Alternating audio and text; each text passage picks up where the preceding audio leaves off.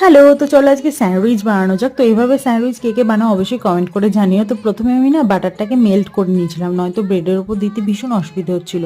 তারপর ধনেপাতার চাটনি করেছিলাম, সেটা প্রথমে আগে বাটার লাগিয়ে নিয়ে দেন ধনেপাতার চাটনিটা দিয়ে তারপর স্লাইস করে রাখা টমেটো, পেঁয়াজ আর শসা দিয়ে ওপর দিয়ে ভালো করে চিজ গ্রেট করে দিয়েছিলাম। চিজ দিয়ে খেতে না ভীষণ ভালো লাগে।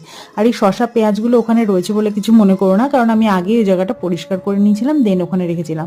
তারপর একটু প্যানের মধ্যে বাটার দিয়ে নিলাম, আর আরেকটা ব্রেডের মধ্যে একটু টমেটো কেচাপ অ্যাড করে নিয়ে তারপর দুটোকে একসাথে রেখে দেন তারপর প্যানের মধ্যে বসিয়ে ঢাকা দিয়ে নিয়েছিলাম।